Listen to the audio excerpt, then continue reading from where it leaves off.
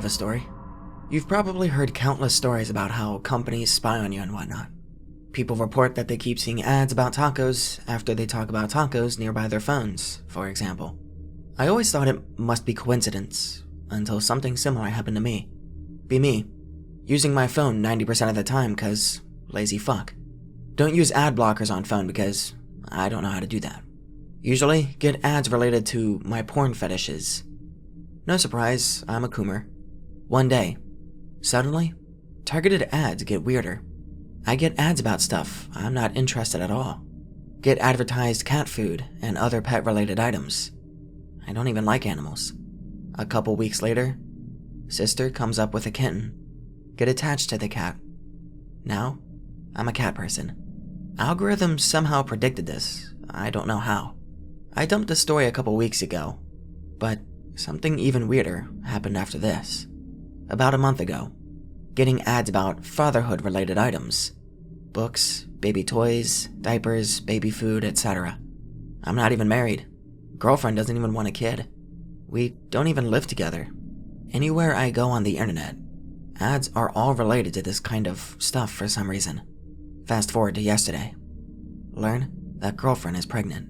She doesn't want an abortion. Guess I'm gonna be a father. Algorithms were right once again. How the hell do they keep doing this? Can you really understand if someone is pregnant by their search history? Here's another one from this year. I suddenly remembered this after thinking about it. Be me, 2 years ago. Not really a computer nerd. Using an old-ass computer. 6 years old at least. Suddenly, get ads about SSD drives. Like, loads of them. Don't even know what the difference an SSD drive makes. I'm not interested in drives. Don't even know how to change my laptop's drive. Fast forward 2 weeks. Laptop's drive fails. Geeky friend says it's related to the drive. Otherwise, I couldn't guess. Says I can save my laptop by buying an SSD drive. Says it's gonna make it run like a new laptop. Order an SSD drive. Same friend teaches how to install it. Easier than I thought. Once again, somehow, algorithms knew that there was something fucky with my PC. I've heard that they collect all the information about your device. So maybe it's not a big surprise to you, but after all of the other stuff I've seen, this smells fishy. Happened to me 2 months ago. Be me. Be casual COD player. Have a friend playing COD Warzone. Quite a noob. Getting beaten constantly. This friend is a really good player. We met in the game. Despite being a new player, he is shredding. Turns out he was playing COD games for years. He's just new to Warzone. Built a good friendship with the guy over the months. He's Brazilian. Don't know exactly where he lives, but his name is Felipe. Never seen his picture. Never exchanged numbers or socials. Fast forward 2 months ago. See a guy in my list of people you might know on Facebook. First name, Felipe. Not a Brazilian, and don't know anyone Brazilian other than my COD friend. Turns out, it is the same guy. Zuck somehow knew our relationship. Added him into my friends list. He's surprised as well and swears that he wasn't stalking me or anything. Anyways, I guess sometimes Zuck spying on you can end up well. I have a similar story, not sure if paranormal or not. A friend recommends me one of those shitty Chinese mobile games. Literally a League of Legends knockoff. Have nothing else to do.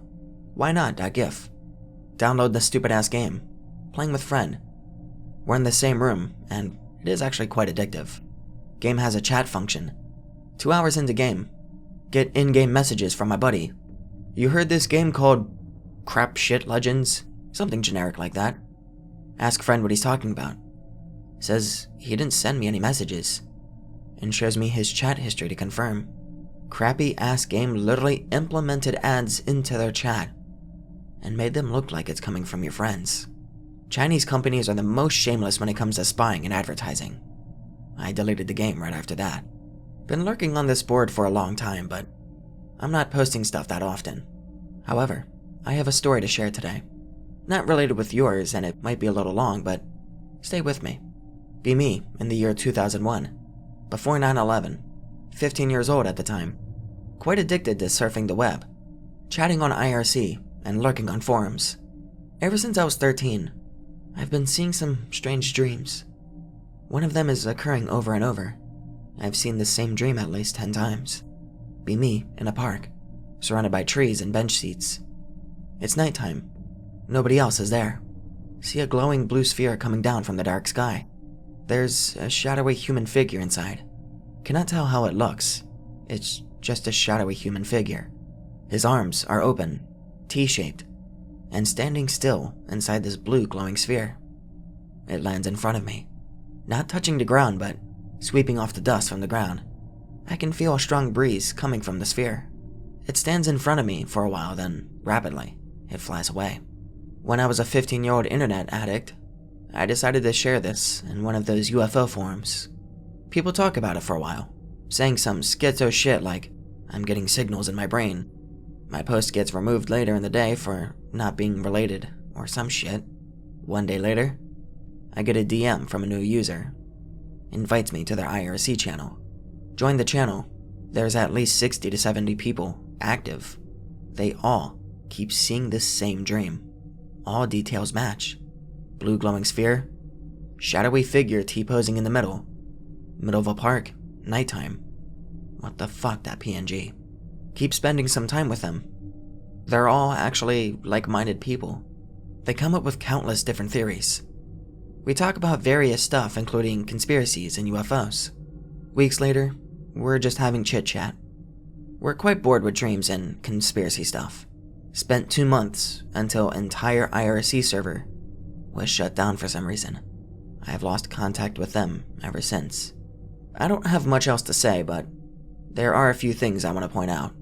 I said that we were like-minded people, but we also looked similar, which is very weird. Majority of the people did not feel comfortable sharing personal information, but the rest of them had a lot in common. All of us were male, had pale skin, dark hair, brown eyes, and every single one of us had a birthmark somewhere near our butt cheeks. It was quite an international channel.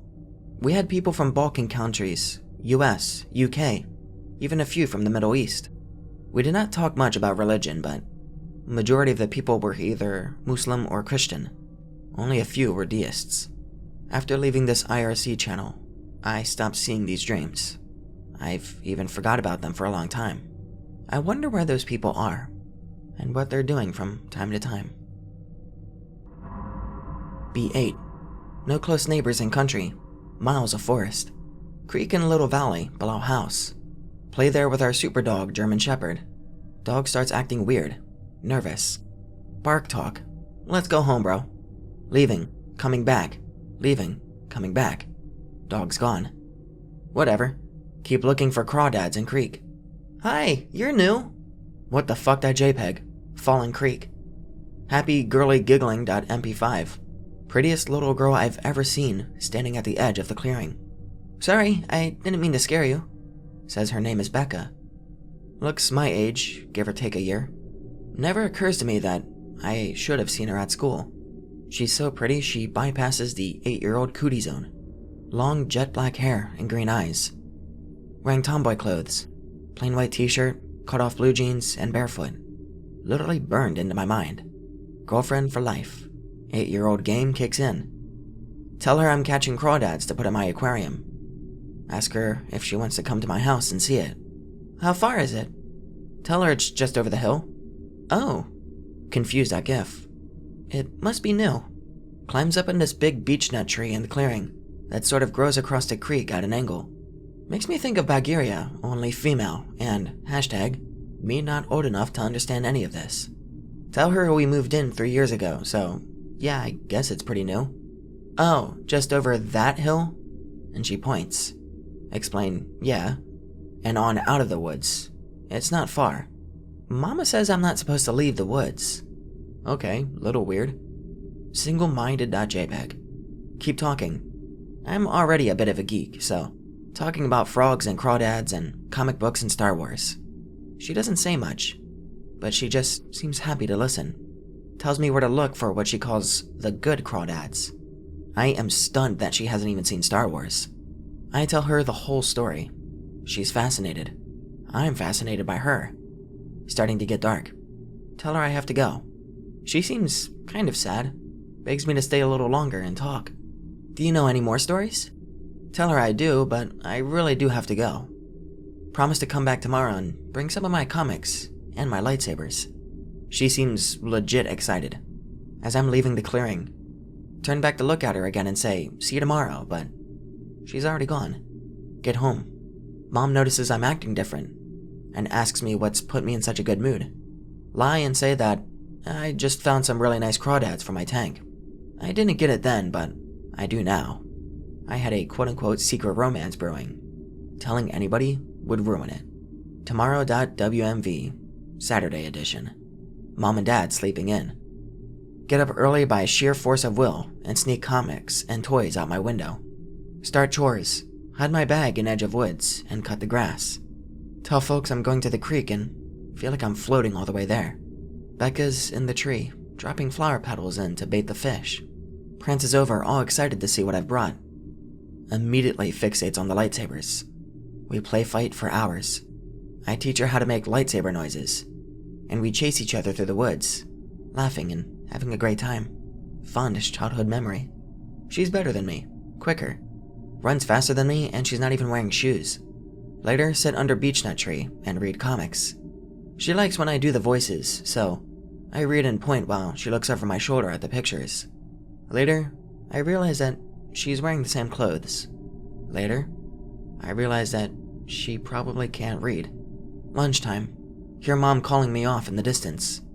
Becca looks scared. I don't understand why, but I don't say anything. Ask her if she wants to come over for lunch. She gets sad and says that she should go.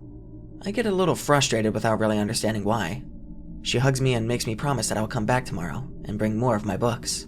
Go home happy, but kind of confused. This is the closest I'll ever come in life to actual bliss. My parents both know there's something up with me, that I'm definitely keeping something secret. They let me keep it. Weeks pass like this, spend more and more time in the woods. We play and fish, and she listens to me read. My parents let me keep my secrets, but they are getting worried. Asking questions, glance at each other at my answers. Day comes when we're reading. Becca shushes me. Somebody's coming. Runs off in the woods before I can even say anything. Want to call out for her to come back, but now I can hear someone coming too. It's Dad. He's smiling, but his eyes aren't. Asks me what I'm up to. I know they don't believe me. I lie anyway. Say that I just like to read there. Gathers my stuff, says we're going home. Feel guilty, but don't understand why. Feel mad about feeling guilty. Be home. Intervention.webm. They keep telling me that it's okay to have imaginary friends. Nothing to be ashamed of. Break and shout that Becca's not imaginary. They ask me who she is. Break and tell them the whole thing. They are visibly concerned. They patiently explain that she can't be real because there's not another house for nearly 15 miles. Get mad. Storm back in the woods. Shout out her name over and over. No answer. Cry. Go home. Broken. Go back the next day. Bring comic with me. Sit under beechnut, reading it out loud. Very out loud. Catch shadow in the tree above me. Look up. Black cat.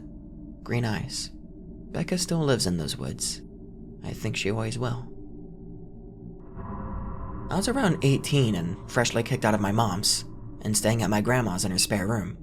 Recently, I had caught my boyfriend cheating, and we broke up. I was also around 3 weeks late on my period, so in short, I was very stressed.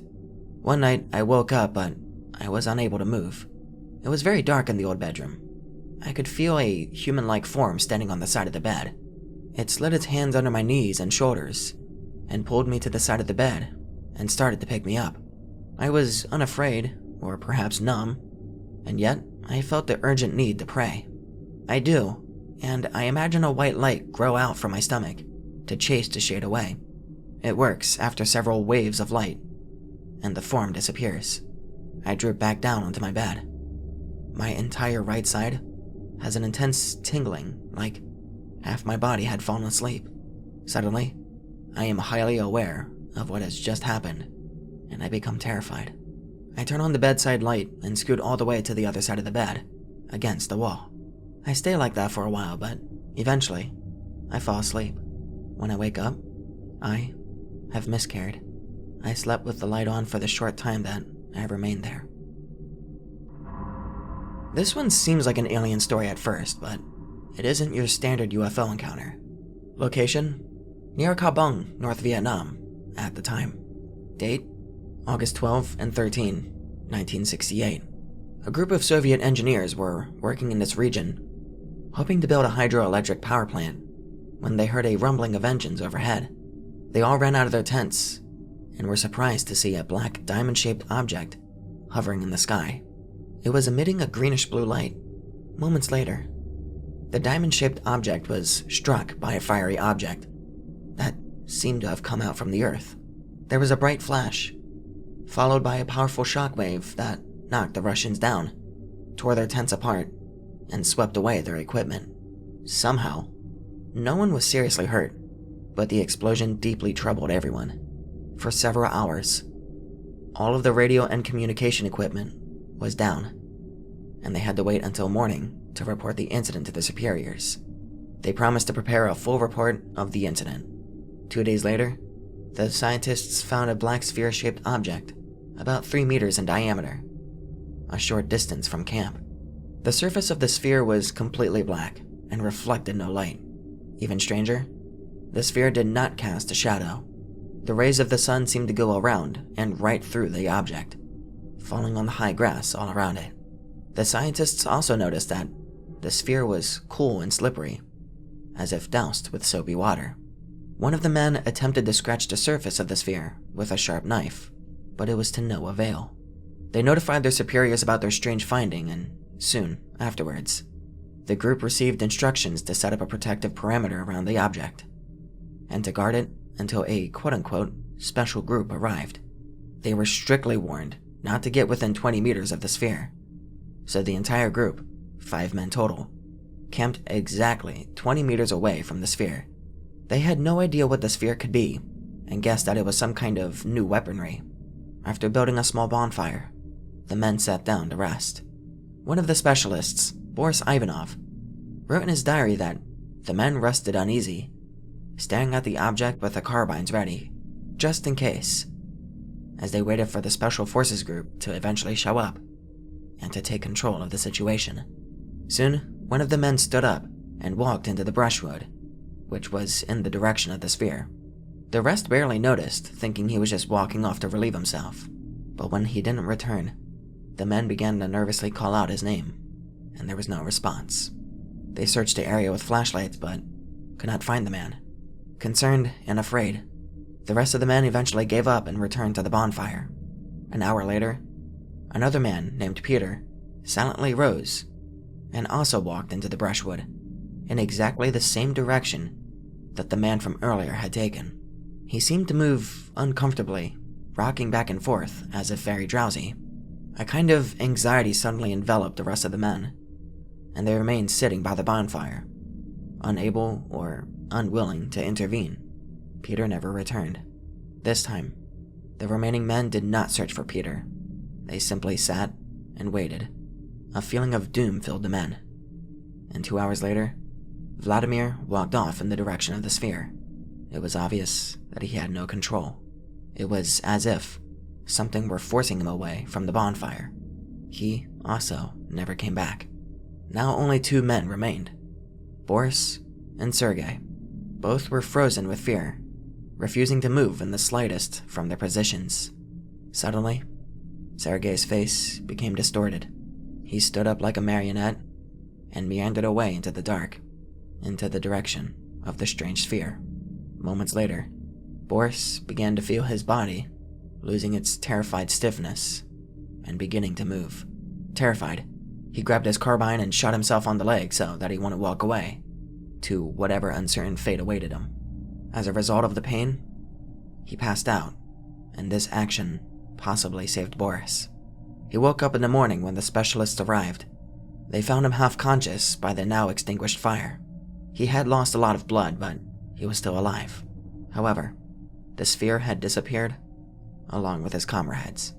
He was soon thereafter evacuated from the area, but the event left him convinced that the sphere had been responsible for the disappearance of his friends.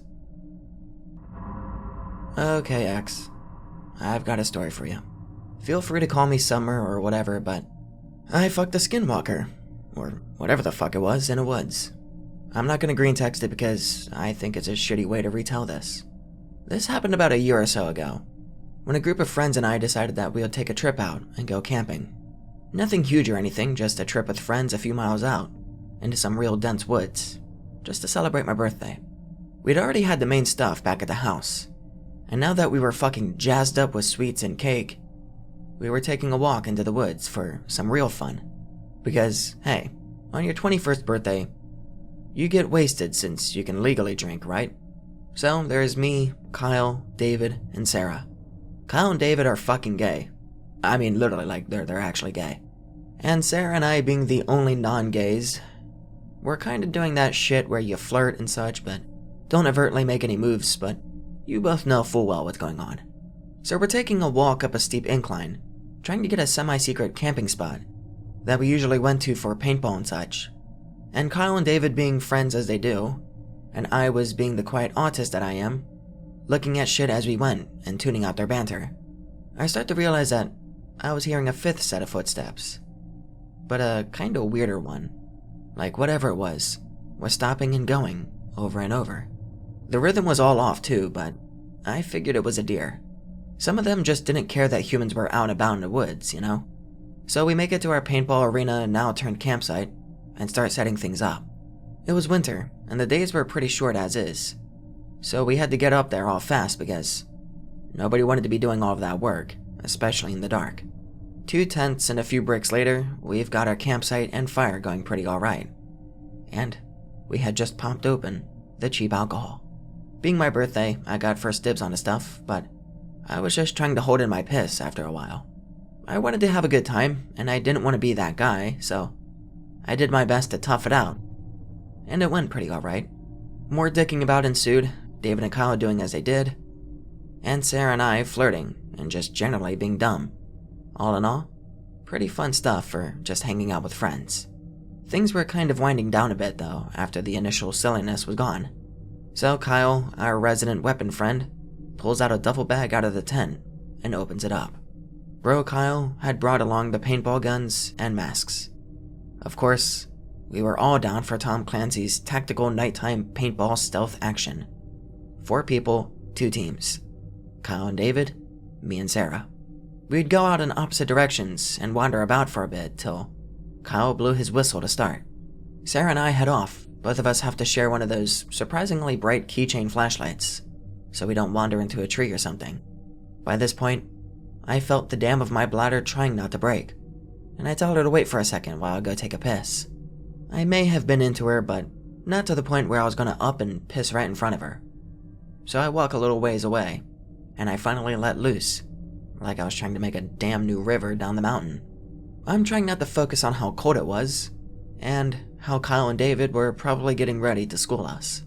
I'm pissing for like a full minute, listening to woodland sounds and such, hearing rustling leaves back where Sarah was, and figured that she was getting kinda restless, while I'm just out here taking a leak.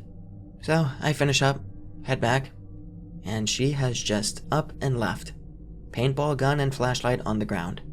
I'm not thinking anything's wrong. She did like trying to scare me, because she thinks I'm cute when I'm scared. Whatever, I'm not acting like a pussy tonight. I'm gonna get some. I grab her gear and start trekking along, shining the flashlight around trying to spot her. I can't, and Kyle's whistle sounds. Damn, 2v1. The cheeky bitch left me up against 2 tactical bros alone in the woods. So at this point, I'm trying to find her, and get her back in the game before they find me. I find her after another minute or so, just sort of staring in the direction that the whistle blew from. I walk up and nudge her side with the barrel of the gun, and she just sort of looks at me confused. Couldn't scare me this time, huh? Shouldn't have left the flashlight. No answer. Whatever. I give her back her stuff and she seems just as confused, but she seems to remember what was going on. She follows behind me while I try and use my intricate vidya knowledge to get the drop on Team Friend. Except I can't because Sarah is pretty much stepping on my heels as she follows me. I stop and she's just up against my back for a second before stepping away. I turn around and look at her for a good few seconds, and she just sort of tilts her head, like a dog does when it's confused. I'm standing there fogging up my mask for a bit, and I think we're sharing a moment or something, just like my Japanese anime.bmp. I was wondering why she wasn't being all playful or friendly like she was before, but I knew why now. She was nervous. Screw the paintball match. It's time. I grab her hand and she's pretty fucking cold. Fuck Winter, seriously. No, fuck you. I lead her further away from the roving paint bros to what I figured was a pretty secluded spot in some dense trees. Topmost jacket off, on ground, Sarah on jacket. I was glad I wore some layers at least. I take a second and I look at her laying there, wondering what the hell died nearby because it wasn't me, and it certainly wasn't her. She wore this off-brand CVS perfume all the damn time, and I can still smell it to this day. I mean, I figured it wasn't her at least. She took pretty good care of herself. But I had already come this far, and I wasn't backing out now. So my undershirt went up over my nose, and it does help a little. It also helped me to look like a stalker reject too, I suppose.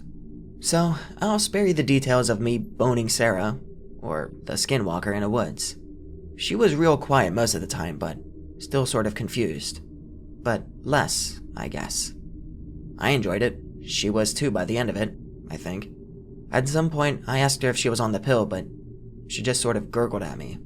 To be safe, I didn't finish inside.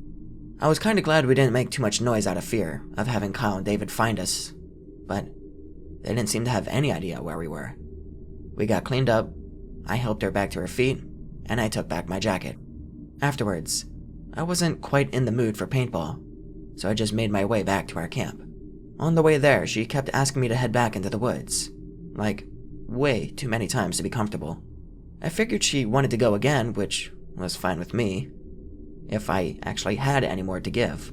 Between that, having hiked up the side of the mountain, setting up camp, and giving my liver a hard time, I was kind of getting beat by this point because, well, I'm no citizen. She dropped it after a bit, and we went back to camp without much more interruption. Bros came back a little while, wondering where we were, and I told them that when we couldn't find them, we came back here so we didn't get super lost. It was pretty late at that point, and we were all pretty tired, so we decided to turn in. Two to their own tent for privacy reasons. At some point during the night, I woke up to her just staring at me.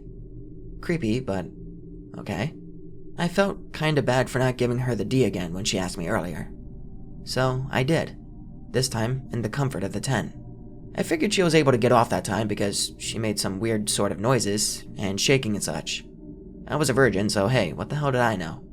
It's good for her, it's good for me. We fell asleep after that, or I did at least. She was still awake when I passed out. Morning came and David woke me and Sarah up. We started getting our stuff packed up and she asked me if we could stay another night. We debated it for a bit, but ultimately we just decided to head back out. Kyle wasn't too keen on leaving his truck on the side of a trail for another day, and that was understandable. I had had a great time already, so I was fine with heading home. One uneventful hike back down the mountain, and we all piled into Kyle's truck.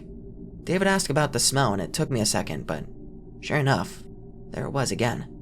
I sniffed my jacket that I had laid on the ground, angry or afraid that I'd laid it in something dead. Sure enough, right on the back was where it was the strongest. Into the bed of the truck it went, and I didn't think any more of it. We all went our separate ways after we got home, and occasionally we would get back together on the weekends. We always had to go fish Sarah out of her house when we wanted her to get out. Movies, laser tag, sleepover and video, etc. After that one night in the woods, we had started dating. Granted, it was more the fact that she didn't object to me asking her out a couple days afterwards. She got more talkative as time went on, and I was actually pretty happy dating her. We did couple stuff when we would meet up, much boning and whatnot, with other stuff in between. Things only really started seeming weird to me when I went over to pick her up a couple times. I told you that she took care of herself pretty well, and that was the truth, but her house was kind of messy whenever I'd go over, and more so, the other times I went over. Her parents were never home, which was fucking weird seeing as they were both unemployed. but I figured they were just out getting drugs or some shit. Sarah was also a vegetarian. We went out to a restaurant one week, and she ordered a damn 16-ounce sirloin, rare. It got to our table, and she just fucking tore into it. I just sat there watching. What the fuck, that SVG? This was the girl that we would make spot the vegetarian jokes about. And here she was, chowing down hard on a rare steak. No silverware, mind you. Full-on caveman mode.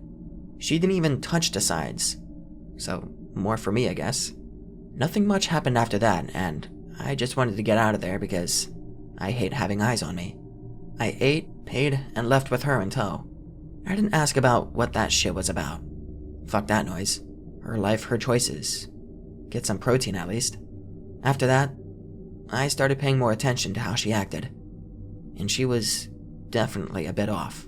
I wasn't sure if I ever noticed it before because we were just sort of friends or what, but I would constantly wake up to her staring at me, stock still, during nights that she stayed over, or crouching on the porch at 3 a.m. I nearly shot myself when that happened. I thought she was someone trying to break in, but no, it was just my creepy-ass girlfriend, out on the porch, stark naked in winter. At some point, my dog disappeared one night when he chased something from our backyard. I found his collar under the patio of her house a couple of days later. I didn't know what the hell to do, and I was actually pretty terrified of what would happen if I broke off my relationship with her. I made it work well enough for the most part. Dates, dickings, and 3 a.m. porch crouching and all. This went on for about 2.5 months, until one day, she just up and disappeared. No word to me, nothing. I asked Kyle and David, and they hadn't seen her apart from her being out with me, and they certainly hadn't seen her after this. I checked her house, place was still trashed, and it smelled awful. Her room freaked me out something fierce, as she had made a goddamn shrine in there. To me. Animal bones, hair, the whole 9 yards. I noped the fuck out of that house as fast as I could. I called the police and they searched the place, and it came up empty except for a whole bunch of dead animals under the patio, plus the nightmare shrine. And that was the end of it. I never heard from Sarah again, and I moved away to take care of my granddad's house in Florida. I still keep in contact with Kyle and David.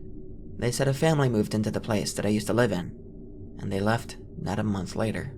They said they heard someone trying to get in, saw someone looking through the windows,